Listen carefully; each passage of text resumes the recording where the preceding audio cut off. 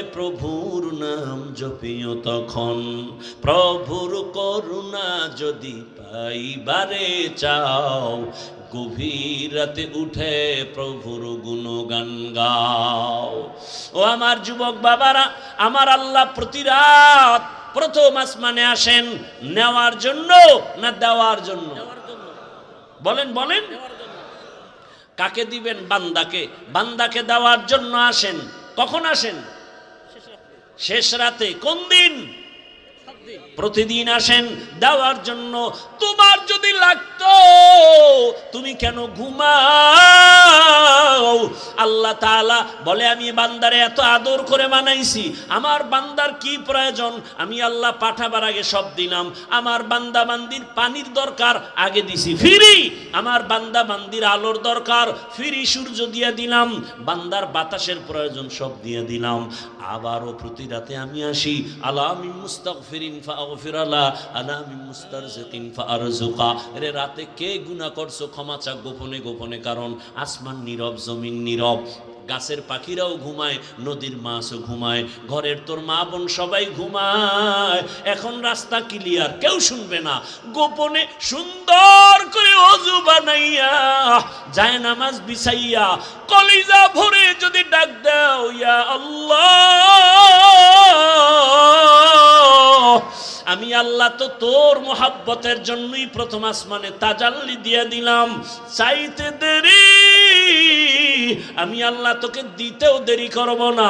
কত গভীর রাতে আল্লাহর নবী বলেন, আমি রাতের বেলা ঘুমায়ে গেলাম এশার নামাজ পড়ে, হঠাৎ আমার কাঁচা ঘুমের মধ্যে কান্নার আওয়াজ আসতেছে, আমার কানের মধ্যে ঘুম ভেঙে গেল।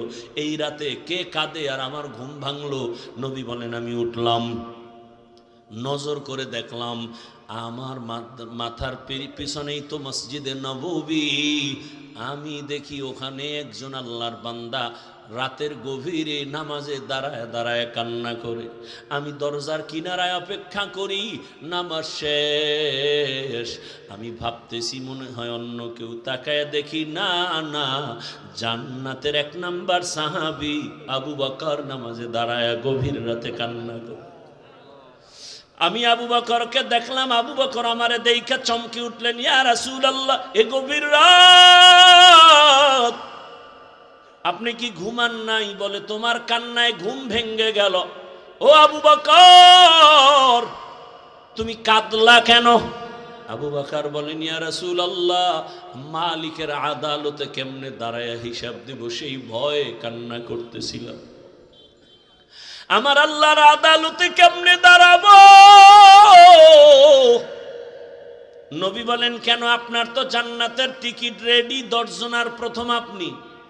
আবু বকর বলেন, ইয়া রাসূলুল্লাহ, আরে আমি আবু বকরের থেকে টিকিটের পাওয়ার তো নবীদেরটার বেশি, কিন্তু আপনিই তো বয়ান করেছেন হাসরের ময়দানটা ভয়ঙ্কর হবে, জমিনটা পুরা জমিন হবে হাসরের মাঠ, সূর্যটা নিচে চলে আসবে, সূর্যের গরম মাটির জমিন তামা হয়ে যাবে, ওদিকে জাহান্নামের চিৎকারের আওয়াজ, জাহান্নাম চিল্লায় বলবে, হে মালিক, বেনামাজি গুলো কই? গুনাহগার গুলো আমার পেটের মধ্যে দাও, আমার পেটের মধ্যে ক্ষুধা। নবী, আপনিই তো ভয়ঙ্কর হালাতের কথা বলছেন, জাহান্নামের চিৎকারে হাসরের ময়দানটা থরথর করে কেঁপে উঠবে। এমনকি আমার আল্লাহ রাগ হয়ে আওয়াজ দিবেন, লিমানিল মুলকুল ইয়াউম লিল্লাহিল ওয়াহিদিল কাহ্হার। এত কঠিন আওয়াজ হবে, হাসরের ময়দানটা থরথর করে কাঁপতে থাকবে।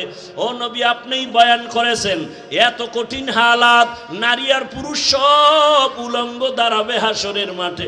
আম্মা জান আয়েশা বলেন, নবী, মানুষ কি লজ্জা পাবে না? কয়, ওরে আয়েশা, জানো না, এমন ভয়ঙ্কর হালাত হবে, একজনের দিকে আর একজন তাকাবারও হুঁশ হবে না। এমন কঠিন অবস্থায় আল্লাহর নবীরা পর্যন্ত কান্না শুরু করবেন। আদম নবী কান্না করবেন, ঈসা নবী কান্না করবেন, ইব্রাহিম নবীর কান্না, মুসা নবীর কান্না, দাউদ পয়গম্বরের কান্না, নূহ পয়গম্বরের কান্না চলবে, নিজের উপায় নাই, কি উপায় হবে সেই চিন্তা, উম্মতের চিন্তা নাই। ইয়া রাসূলুল্লাহ, এক পর্যায়ে আল্লাহ আবার একটা কঠিন আওয়াজ দিবেন, ওয়ামতাজুল ইয়াউমা আইয়ুহাল মুজরিমুন।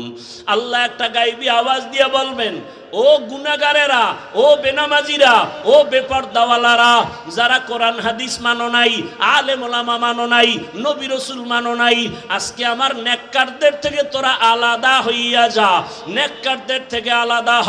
গুনাহগারেরা ভয়ে আলাদা হবে না। আল্লাহ বলবে, আমি কুদরতিভাবে বাছুনি দিব, বাঁচতে গিয়া যখন ধরে ফেলবো, ওই গুনাহগারগুলো বাতাসের মতো উড়িয়া উড়িয়া জাহান্নামের রাস্তায় পড়বে।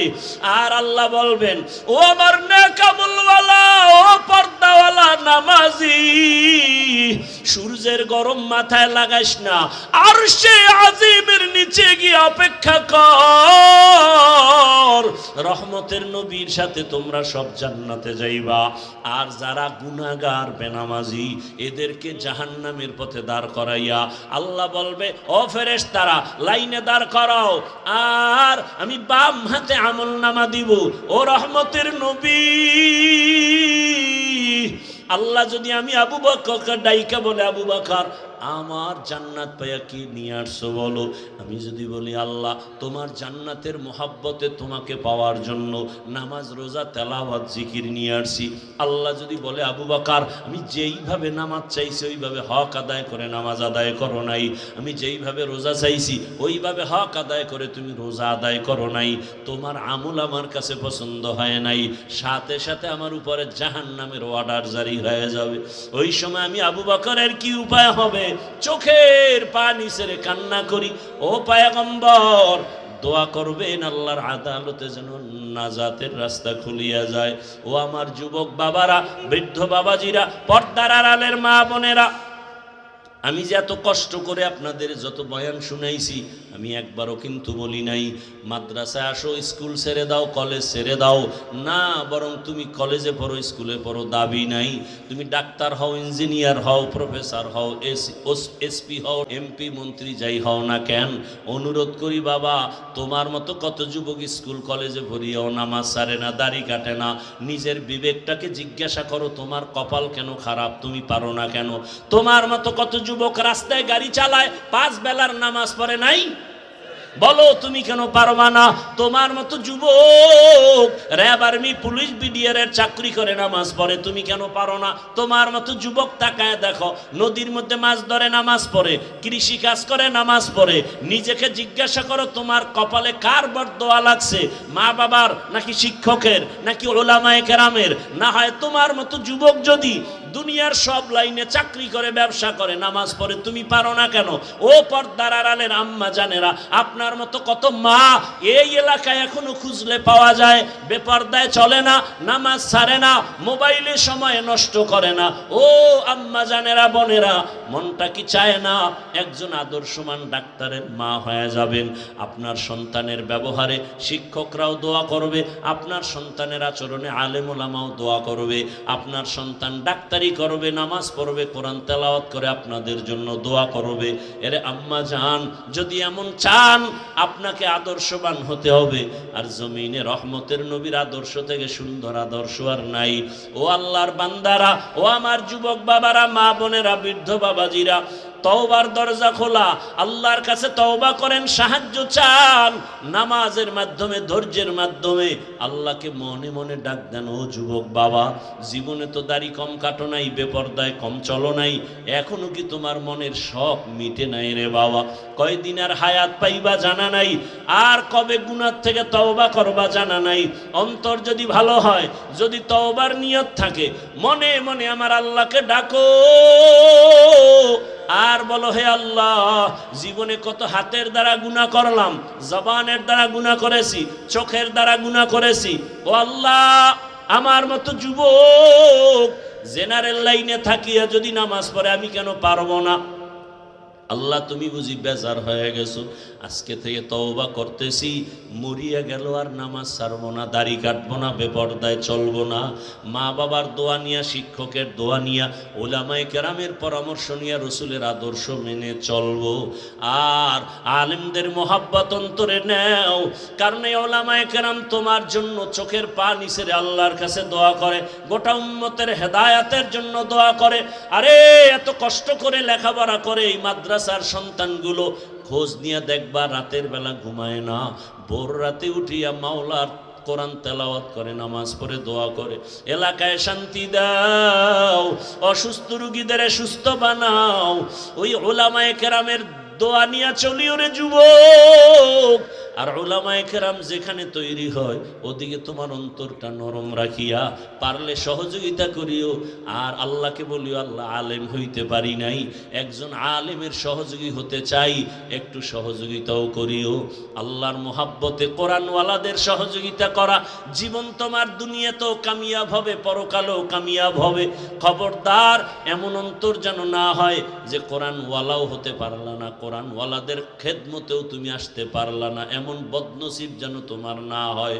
আল্লাহর কাছে অন্তর দিয়া তওবা করো, জীবনে আর গুনাহ করব না, নামাজ ছাড়বো না, বেপরদায় চলবো না, দাড়ি কাটবো না। তওবা করার মতো যদি অন্তর তৈরি হয়, মুনাফিকি না থাকে, খাঁটি তওবার নিয়তে দুটো হাত আল্লাহকে দেখায়া দাও। আয় আল্লাহ হাতগুলো কবুল করে নেন, তওবা কবুল করে নেন, তওবার উপরে মজবুত হইয়া চলার তৌফিক দান করেন, আমিন।